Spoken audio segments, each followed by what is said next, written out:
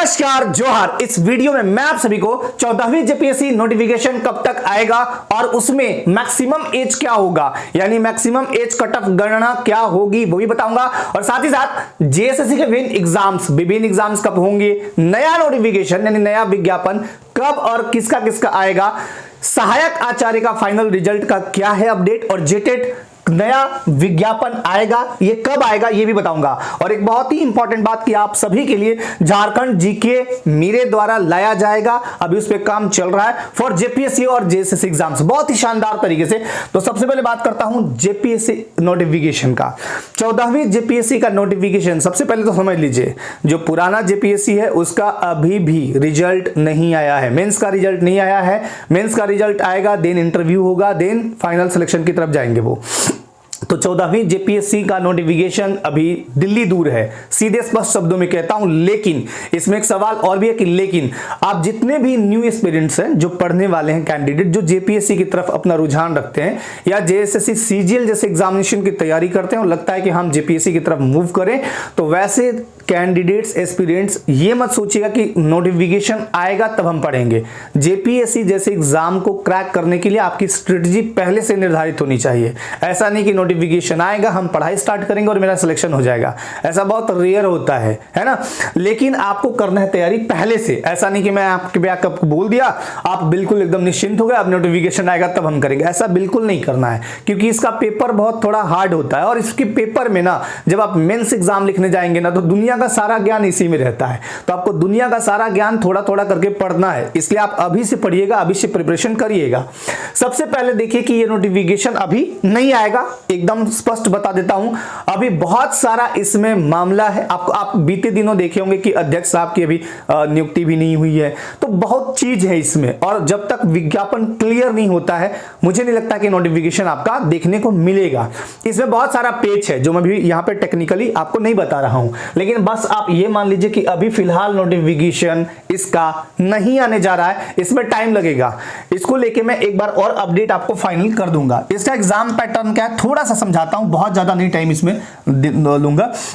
सबसे पहले तो इसमें निगेटिव मार्किंग नहीं होता है पीटी एग्जामिनेशन में, इसके निगेटिव नहीं होता है, निगेटिव मार्किंग नहीं होता है पीटी में। इसके 3 चरण में एग्जाम होते हैं, पीटी, मेंस एंड इंटरव्यू।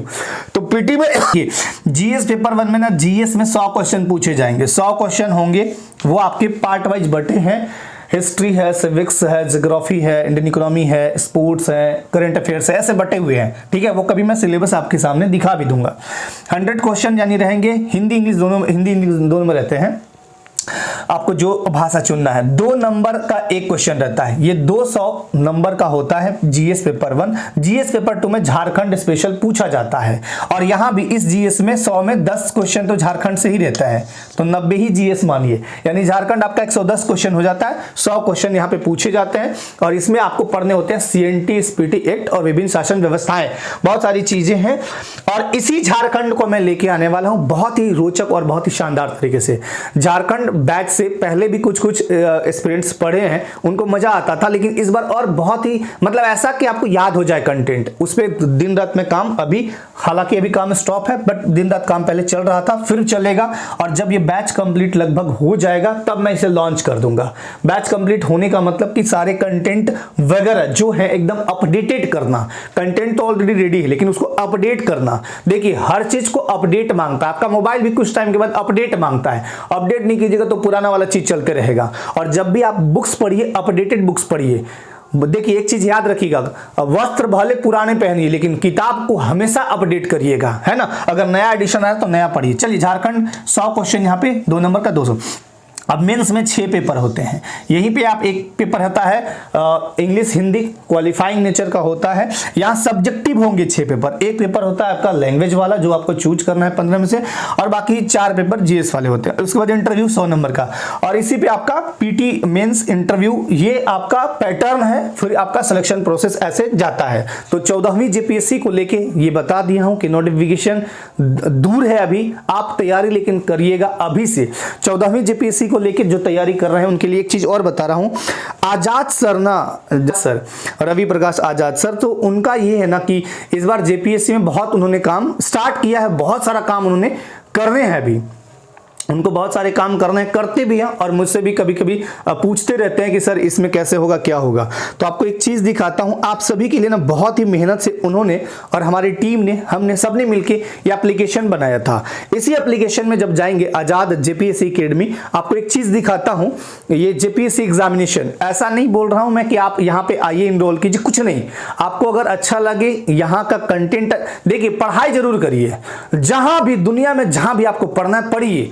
मेरा बस यही कहना है, एक टीचर के रूप में मैं हमेशा आपको यही कहूंगा, आपको जहां पढ़ना है, जिस प्लेटफॉर्म पे पढ़ना है, जिस गुरु से पढ़ना है, जिस आदमी से पढ़ना है, वहां पढ़िए। अपने दोस्त सर्किल में पढ़ना है, कोई एप्लीकेशन से पढ़ना है, कोई ऑनलाइन ऑफलाइन, जहां पढ़ना है, लेकिन पढ़िएगा जरूर, क्योंकि यही पढ़ाई आपको आगे ले जाएगा। तो देखिए यहाँ पे 2 कोर्स मिलेंगे। एक तो संपूर्ण झारखंड राज्य विशेष, ये पहले मैंने पढ़ाए थे, बहुत सारे फोल्डर इसमें बने हुए हैं, मतलब बहुत सारी वीडियोज है, 95 वीडियो ऐसे फोल्डर वाइज बने हुए हैं, और इसी को अपडेट कर रहा हूं। आपको जो भी मिलेगा एकदम नया नया चीज मिलेगा। दूसरा चीज आपका एक और है 14वीं जेपीएससी फाउंडेशन बैच, ये आपका यहाँ पे आपको दिखेगा। बहुत सारी चीजें इसमें है, आजाद सर द्वारा, मेरे द्वारा और एक टीम द्वारा कराई जा रही है, ठीक है। तो एज को लेके मैं बता देता हूं, जब पिछला नोटिफिकेशन आया था उसमें एज जो था आपका वो 1/8/2017 यानी 1 अगस्त 2017 से लिया गया था, 1/8/2017 से। और एज क्या होता है इसका 21 से 35 फॉर जनरल और ईडब्ल्यूएस। बाकी आप कैटेगरी से हैं तो BC 1-2 है तो 37 साल, अगर यहाँ की महिलाएं हैं BC 1-2 फीमेल कैंडिडेट या जनरल कैंडिडेट तो 38 साल, और फिर SC ST है मेल फीमेल तो 40 साल, और अगर आप डिसेबल्ड है तो 10 साल आपको वो मिलता है, और एक सर्विसमैन के लिए 5 साल ऐड रहता है। लेकिन 1/8/2017 को ये एज होना चाहिए था 35, यानी किसी कैंडिडेट का एज, जब ये नोटिफिकेशन आया था 2023 का था, लेकिन 2024 में, ठीक है 2023-24, तो आपका एज उस समय यानी लगभग 6.5-7 साल का यहाँ पे देखने को मिला था। तो इस बार भी 5+ आपको जरूर मिलेगा। 5+ मतलब एज में 5 साल छूट, तो एज में 5 साल छूट। अभी आपका एज अगर फॉर जनरल कैंडिडेट 40 साल हो रहा हो, लगभग होने को या हो रहा हो, तो आप एक अटेम्प्ट दे सकते हैं जेपीएससी का। क्लियर, एक अटेम्प्ट जरूर दीजिएगा, इतनी बात याद रखिएगा। तो एज को लेके भी आप क्लियर हो गए। अब आते हैं हम लोग कुछ और बातें जो जेएसएससी की तरफ से हैं। देखिए जेएसएससी अदर नोटिफिकेशन, यानी जेएसएससी की तरफ से कुछ नोटिफिकेशन और आने हैं। अब ये नोटिफिकेशन कब आएंगे कहना थोड़ा मुश्किल है, बट आपको बता देता हूं क्लेरिकल पोस्ट कुछ आएंगे, कुछ क्लर्क के पद आएंगे, और फॉरेस्ट गार्ड ये तो ठंडे बस्ते में थोड़ा चला गया कुछ कारणों से। एक आपको मैंने बताया था बीईओ का, और एक ऑडिटर यानी अंकेक्षक का। अंकेक्षक और बीईओ का बकायदा मैंने गजट नोटिफिकेशन भी आपको दिया था। बीईओ, इसका नाम पहले ना बीईईओ हुआ करता था, जब बिहार में नोटिफिकेशन आते थे तो BEO block education extension officer, प्रखंड शिक्षा प्रसार पदाधिकारी, लेकिन अब एक ई हटा के कर दिया बीईओ यानी ब्लॉक एजुकेशन ऑफिसर, प्रखंड शिक्षा पदाधिकारी। बहुत ही शानदार, बहुत ही मस्त पोस्ट है ये। और एक आपका झारखंड दरोगा यानी सब इंस्पेक्टर का भी नोटिफिकेशन आना है, बट अभी इसमें कुछ पेच है, कब आएगा ये कहना थोड़ा जटिल है, मुश्किल है, लेकिन ये नोटिफिकेशन आएंगे। और एक चीज मैं आपको बताता हूं, झारखंड में जब भी जेएसएससी द्वारा नोटिफिकेशन शुरू होगा, आप देखिएगा धनाधन लगातार एकदम नोटिफिकेशन की बाढ़ सी आएगी। उसके बाद फिर कुछ दिन स्टॉप रहेगा, उसके बाद फिर आपका प्रक्रिया होगा एग्जामिनेशन का, फिर एग्जामिनेशन भी लगातार होगा। इसलिए आप लोग जिस भी एग्जाम की तैयारी करते हैं हाथ पे हाथ धर के नहीं बैठना, तैयारी करिए। अगर आप मान लीजिए क्लरिकल पोस्ट की है तो टाइपिंग जरूर करिए, फॉरेस्ट गार्ड का तो थोड़ा पढ़िए, रनिंग भी कीजिए। उसी तरह बीईओ का है तो आप कम से कम जीएस वाला पोर्शन पढ़िए, कंप्यूटर पढ़िए, ठीक है। आप शिक्षा वाला चीज छोड़ दीजिए, शिक्षा का सिद्धांत मत पढ़िए। एसआई दरोगा है तो कुछ फिजिकल वर्क करते रहिए थोड़ा बहुत, है ना। तो ये आपको काम करते रहना। और दूसरा आते हैं एग्जामिनेशन का। देखिए एग्जामिनेशन अभी सही कहा जाए तो थोड़ा अधर में लटक गया है, उसके कई कारण हैं।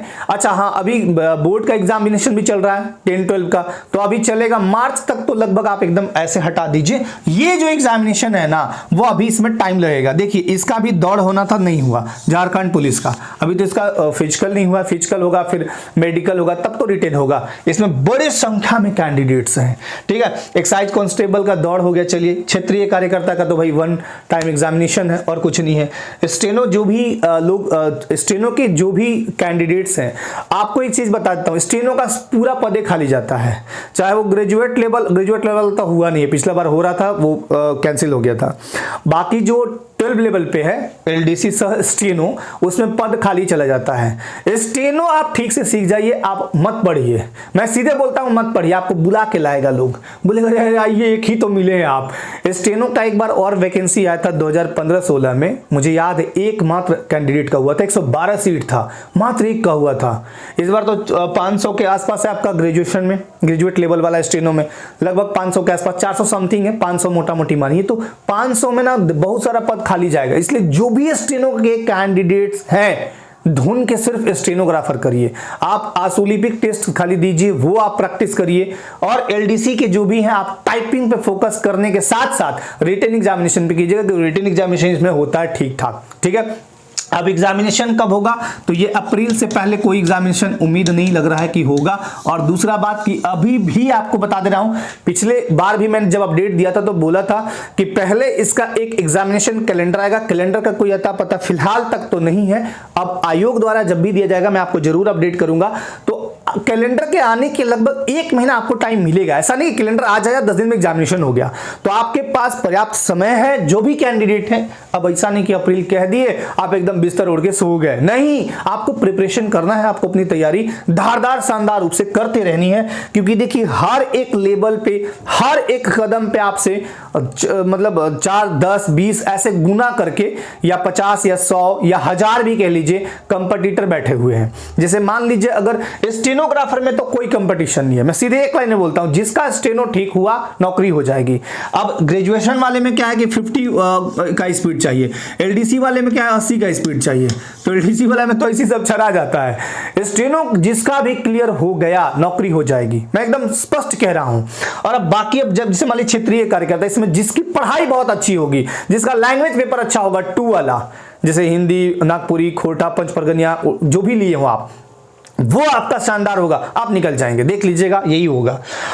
और बाकी एक्साइज और जैप के साथ भी वही है, पेपर 2 अच्छा रखिए, निकल जाइएगा। पेपर 3 भी आपको पढ़ना है, ऐसा नहीं बोल रहा कि छोड़ देना है। सहायक आचार्य का फाइनल रिजल्ट में थोड़ा सा भी लेट लगेगा, इसका कुछ पेपर भी आपका रद्द हुआ है, तो वो आपका होने के बाद। और जेटेट का नया विज्ञापन कब तक आएगा? जेटेट चूंकि पिछली बार जब आया था, देखिए जो जेटेट का फॉर्म भर चुके हैं वो तो निश्चिंत रहिए, आपको अपडेट के लिए टाइम दिया जाएगा। लेकिन जेटेट में एक बदलाव क्या किया गया, बहुत बड़ा बदलाव, सिलेबस को चेंज किया गया। बताइए ना, ग्रेजुएशन में जो आदमी मैथ साइंस पढ़ा हो, एक बात समझिए, या मान लीजिए ग्रेजुएशन में जो हिस्ट्री, सिविक्स, इकोनॉमी ये सब पढ़ा हो, उसको आप सोशियोलॉजी पकड़ा दीजिएगा, कुछ बुझाएगा उसको? नहीं, तो वो सब चीज चेंज हो रहा है। और दूसरा सेक्शनल जो कट ऑफ था वो हटाया जा गया है, तो इसका नोटिफिकेशन भी थोड़ा भी टाइम लगेगा। अभी अप्रैल मान के चलिए कि अभी तो नहीं आएगा, मार्च बाद इसका, मार्च बाद, अरे कैसे हो गया, मार्च बाद, ठीक है, इसका मार्च बाद उम्मीद है कि आपका नोटिफिकेशन देखने को मिलेगा। अब इसमें क्या वो लोग करते हैं, लेकिन हाँ इतना तो तय है, आपको एकदम श्योर कर देता हूं कि सेक्शनल कट ऑफ हट गया है और सिलेबस चेंज होगा पूरी तरह से, और उसमें जो भी है एक विज्ञापन के तौर पे दिया जाएगा। और जो लोग फॉर्म भरे उनको फिर से फॉर्म भरने की जरूरत नहीं है, हाँ एडिट करने का आपको दिया जाएगा, या आप उसी रजिस्ट्रेशन के थ्रू फॉर्म भर सकते हैं। मतलब आपका जो फी है वो सेफ है, ऐसा नहीं सोचना है कि मेरा 1200 हो गया, मेरा 1000 गया, ऐसा बिल्कुल भी नहीं है। यहाँ पे जो भी अपडेट था मैंने दिया, अब आने वाले टाइम में जो भी अपडेट होगा मैं आप सभी की भी जरूर रखूंगा। लेकिन मैं जाते जाते सिर्फ आपको यही बोलूंगा कि जो भी एस्पिरेंट्स है जिस भी एग्जाम की, चाहे वो जेपीएससी के हों, चाहे जेएसएससी के विन एग्जाम्स के, चाहे जेटेट के हों, आप सब ना अपना अपना प्रिपरेशन जरूर करते रहिए, जारी रखिए। जो आपके हाथ में है उसे आप पकड़ सकते हैं, लेकिन कुछ चीजें आपके हाथ में नहीं है, जैसे कि विज्ञापन कब आएगा ये आपके हाथ में नहीं है, विज्ञापन रद्द हो गया ये आपके हाथ में भी नहीं है, विज्ञापन चला गया कोर्ट में ये भी आपके हाथ में नहीं है। आपके हाथ में सिर्फ और सिर्फ मेहनत करना, सिर्फ और सिर्फ पढ़ाई करना, ये आपके हाथ में जरूर है, तो आपके हाथ में जो है वो जरूर पकड़िए। ठीक है, आज के लिए आप सबको बहुत बहुत धन्यवाद, सभी को जय हिंद।